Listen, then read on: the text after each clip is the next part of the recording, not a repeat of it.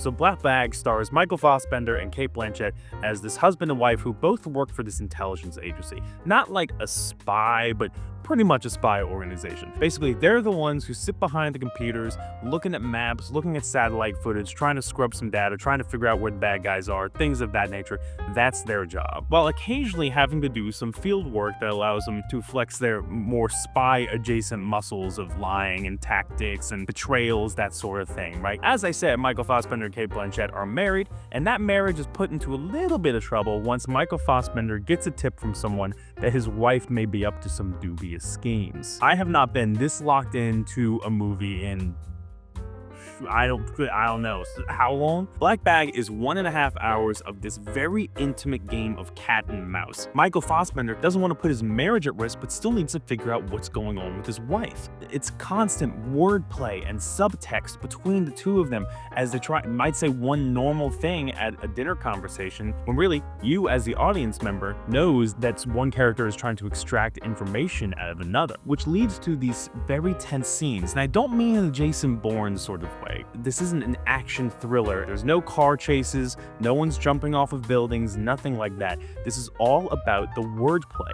And in order for the wordplay to excel, you need a very tight, very intriguing script, which Black Bag absolutely has. What the script lays out is as if you're playing a game of Clue, but watching a movie of it instead. And not the movie Clue, okay? This is completely different. This is more of you are leaning into everything that everyone says because you are along with Michael Fassbender on his journey to figure out what do people mean behind the things that they may state in a sentence, or what are people actually doing as opposed to what they're saying they're doing. How do you trust anyone in this movie if everyone here is trained to be a professional liar and backstabber? So for example, there's this dinner scene earlier on in the film, and right before you go into this dinner scene, you are well aware that there is someone here that you cannot trust. And by you, I mean both Michael Fassbender's character George, as well as you, the audience member. So you are leaning forward into your chair to read people's expressions, figure out their subtext to what they're saying. If one character is more drunk than another and he has some sort of slip of the tongue, how seriously do you take that? This is one of the most interactive film experiences I've ever had for that very reason. All of this is helped not just by the script, but by how grounded the performances are.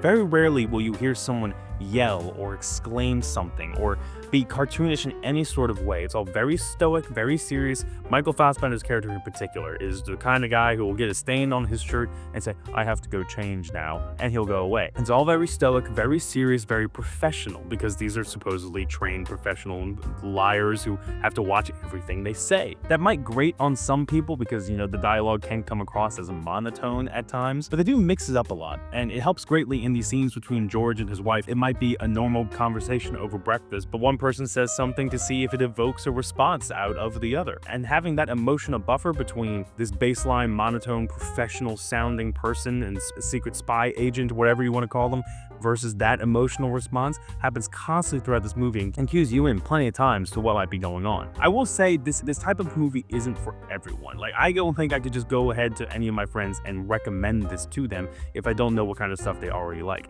Some people would define this as slow or maybe even boring in a sense, but it was not like that for me whatsoever. I was absolutely locked in to these performances, to this story, to the moment-to-moment dialogue, and how everything unfolds in front of you without you even realizing it. So there is that mystery element to this film as well, and which leads me to the one and only real knock I have against it, which is once everything's kind of said and done and things start revealing themselves to you, you realize that behind the scenes you have pretty basic run-of-the-mill someone's trying to steal a dangerous weapon spy thriller plot. But it's everything in front of that. All the conversations, all the performances, all these tense moments where someone's hooked up to a lie detector test and you, the audience member, are leaning in to see if the graph goes up or down. That's the stuff that matters, and that's the stuff I love the most about this movie. And again, it's all in this very tight hour and a half, so you're in and you're out and you feel really, really good. It doesn't overstay its welcome. Screw it, I'm gonna say it. I had such a good time with this movie, I'm gonna give Black Bag my certified coffee cup gold star. Well, what did you think of Black Bag? Or embarrassingly, this is my first Steven Soderbergh film. Yeah, no, he's been in a blind spot for me for a while now, but hey, better late than never, right? So if you have any suggestions for me or someone else as to what else to watch from Steven Soderbergh or David Koepp, the writer, please let me know down in the comments below. And for more movie reviews over a cup of coffee, like and subscribe. I'll see you next time.